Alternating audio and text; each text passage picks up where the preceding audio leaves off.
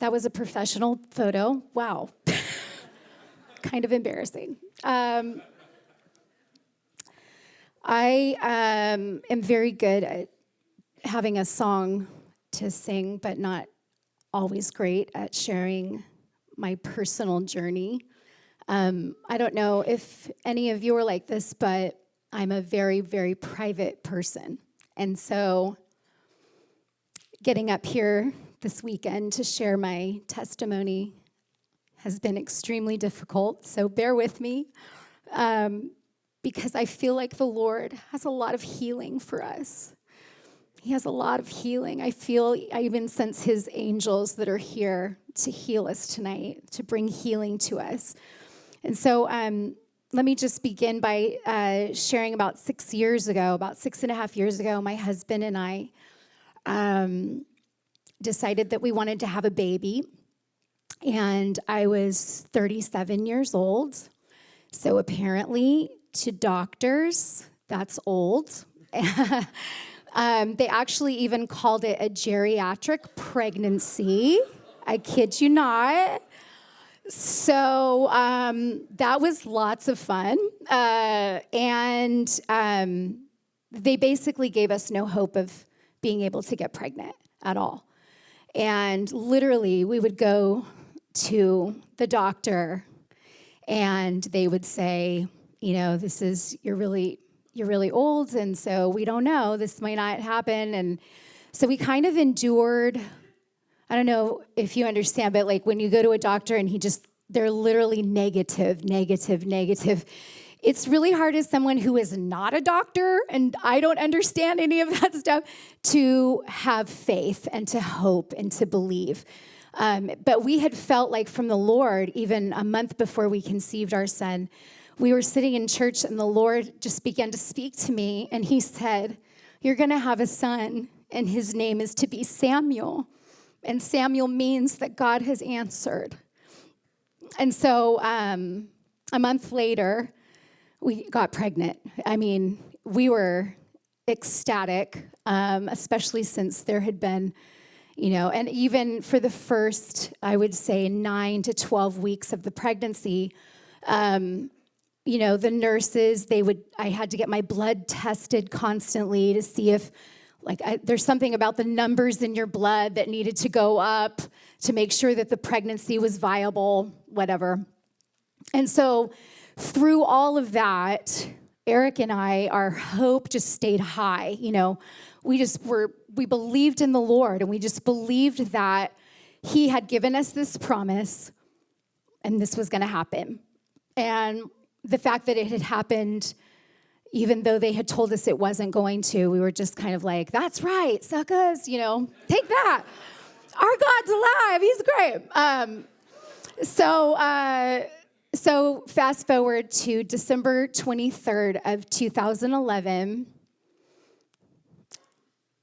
and 5.5 months into this miracle pregnancy, my water broke in the middle of the night, and we found ourselves in the birthing center here at Sutter Roseville.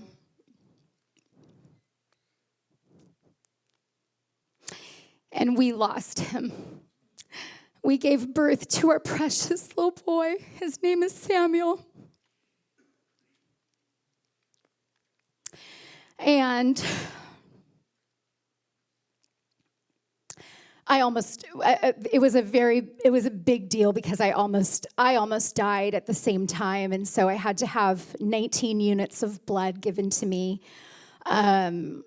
And so when I come to, I'm in the ICU, and I'm told that I lost my son and that they had to do an emergency hysterectomy as well.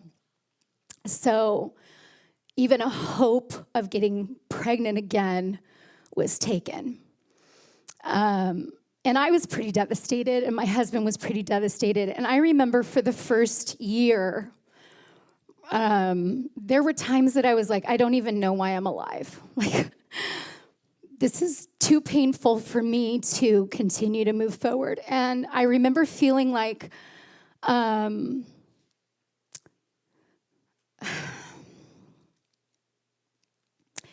I'm very good at compartmentalizing, and I didn't want anyone to talk to me.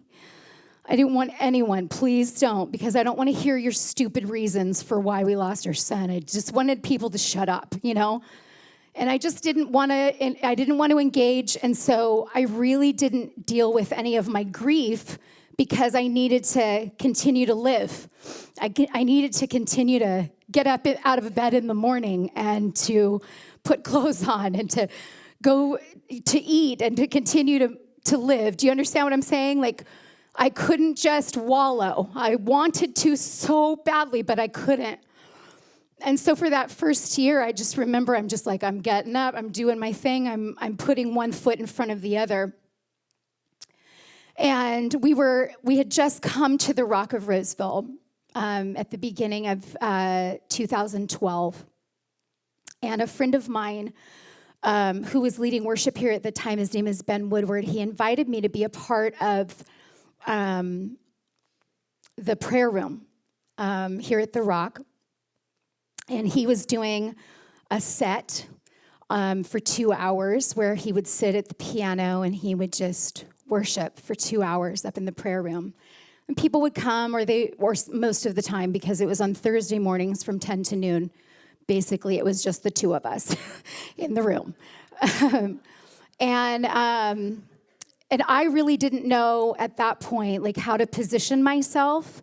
I don't know if you've ever been here, but like, I knew that I needed something. I knew that I needed hope again. I needed to believe again. I needed to grieve, and I needed to deal with the pain that I was feeling and how broken I was. But I didn't know how to put myself in the right position to deal with that. Does that make sense? So I'm like, I don't have enough, I didn't have enough in me to deal with it, and I knew that I didn't, so I was like, I'm just not going to. Oh, but God knew. He knew exactly how to position me in just the right place so that he could love on me, so that he could bring the healing that I needed so desperately, that I was trying to avoid, the pain, because I do not want to be in pain. That's like my biggest fear in life. I do not want to be in pain. And so I avoided like crazy. I am that person that soaks my dishes overnight because I'm like, I just can't. But I'll soak them because I'm responsible. And so, but like, I just didn't want to deal with it. And so here God has my friend. Oh, he's so good. Has my friend invite me to be a part of this prayer room on Thursday mornings from 10 to 12. And I'm like, sure, yeah, I'm not doing anything, I'll come. And it was amazing. It was amazing. And I was sometimes so grateful that no one else was in the room, because I would sit at that piano and I would encounter Jesus in such a powerful way that I would literally bawl so hard that, that ugly boo-hoo cry, like that, like that was where I was. And from time to time, I would get like a cold. And because this was like a normal thing for me to literally be ugly boo-hoo crying on a regular basis, that sometimes I would get like a cold and I would be choking to death on my, like,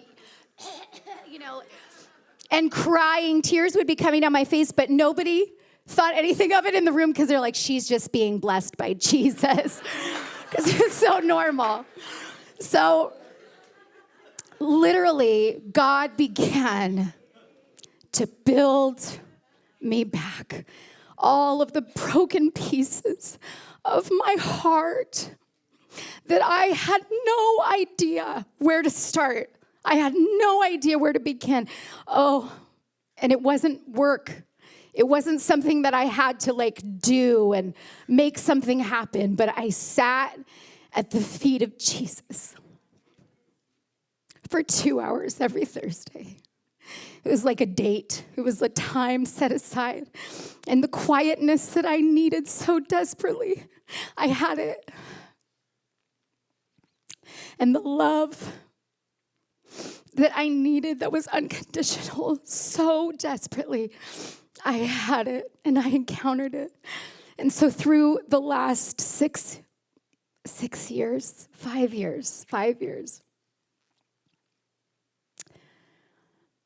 God so strategically and so purposefully every week has loved on me, and he's spoken truth over me, and the truth that I needed to grieve. I don't know if you're here tonight and you've had some painful things happen. Maybe you felt like I don't even know where to start, so I don't even want to go there. I'm not gonna grieve. Oh, grieve. Let him in. Let him in. He loves you. He loves you. And he knows everything about you, and he knows exactly what to do and how to position you to bring healing. I was, Morgan, when did we meet? Was it on Thursday? So I met with Morgan on Thursday for coffee, because that's what the cool kids do. And so I'm trying to get in line with that, because I'm old, apparently. So we met at Fourscore for coffee and to just share our hearts. And it was freaking crowded. Like, it was so unbelievably crowded and super noisy. And there was one table available, and she snatched it because she's amazing. But it was literally right in front of the door. So, like, all the people coming and going had to walk right past our table. And both of us are super, I don't know if you guys know this. Do you guys do the Myers-Briggs thing? We're ENFPs, the two of us. And we're also very people-oriented. So, like, if we make eye contact with people, we cannot not engage with them. So it became incredibly hard for us to focus on each other. And not only that, but like, and it's super noisy in there. And the table that we had, awesome if you had a big group of people, I'm sure, but the table was huge. But there were only 2 chairs at it. And so it was like she was way over there and I'm way over here. And it just kind of felt like we're yelling at each other to try to have a conversation.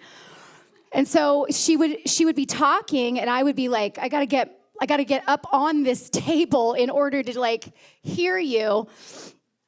And I was thinking about the fact that so many of us, we long to hear from God. And we're like, God, we need to know that you're here. We need to know that you're in this situation, that you're involved. I need direction, God. I need this. I am longing for you to speak to me. I want you to speak to me. And God's like, I am. But you've positioned yourself in such a place that there's so much noise. There's so much noise around you, and there's so many distractions walking past you.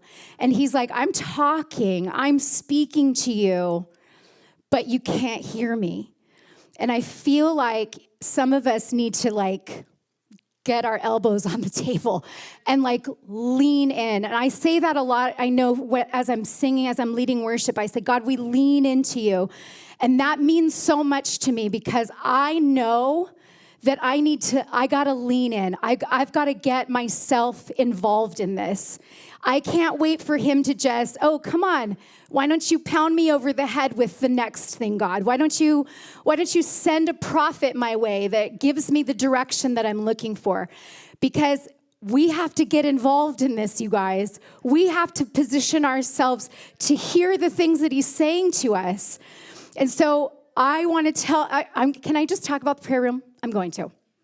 Okay, so we are opening the prayer room here at the Rock of Roseville. And here's the thing. It's going to be Monday nights from 5 p.m. to midnight. It is not something that you have to do. It's not just another thing that you have to put on your agenda. It isn't. I promise. What it is, for me, the prayer room has been so awesome because when I go, it's like that set aside time that I get to shut off all of the noises of this world around me. And I get to have undivided time with the King of Kings. Amen? And so I just would love to invite you. You don't even have to come and hang out if you want to come and hang out from 5 to midnight, you can. I know Annie Haynes has already signed up to do that. Just kidding.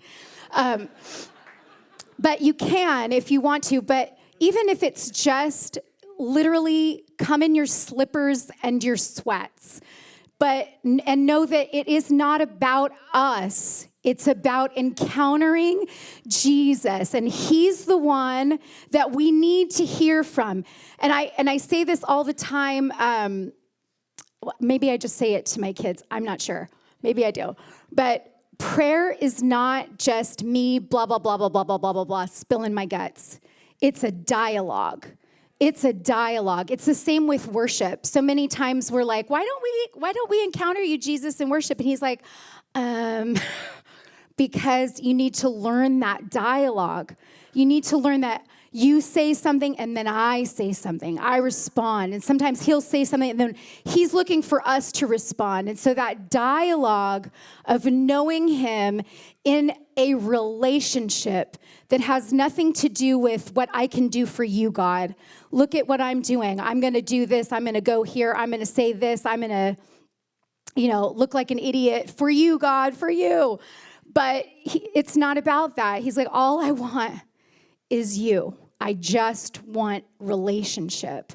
And I feel like in 2018, for me at least, and for the team that I know that's going to be we're serving in the prayer room every Monday night, is that we are longing for 2018 we want to stop. We want to, how do I say this? We want to stop moving forward in our own strength.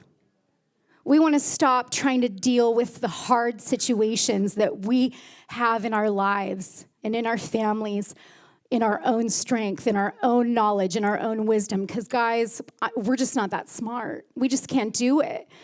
But we want to live an overcoming life. And the only way that we do that is knowing him. That's where we start. If you want to start over, that's where you start. It's knowing him. And so can I just pray? Okay. Jesus, we love you. We love you. We thank you for who you are. We thank you that you want to reveal who you are to us every single second of every day. And God, I pray, Lord, that we would stop making this relationship with you so hard, so difficult. But God, we would see it as just a relationship. It's a relationship. You long for us just to sit, just to see that this is important. This is as important as us getting up and going to work every morning. This is as important. You are as important, God, as the ministry that we do. This, our relationship, you, God, are just as important, more important than the relationships that we have with our spouses and our children. God, I believe that you are even speaking now, God, as we get our priorities right, God, in 2018, as we set our priorities and we set our eyes on you and focus on this relationship, just me and you, God. Lord, I believe that all of the things that we've been striving for, they're just going to fall into place. In Jesus' name, I believe that. I believe it. I see it. I see it happening. I've seen it happen in my own life. And God, I believe that for this congregation, God, these people that are here tonight. And so, Lord, will you just come and have your way. Come and have your way, Jesus. We just open up our hearts. We open up our hearts to you for that dialogue, for you to speak to us, God. For us not to continue to try to hear you over the noise of our lives, God, and over all of the things that we want or the complaints that we don't have. God, I pray that we would find that spot. My grandma used to call it her prayer closet. I pray that we would find that spot where we can just encounter you and focus on this relationship, the most important relationship in our life. Thank you, Jesus.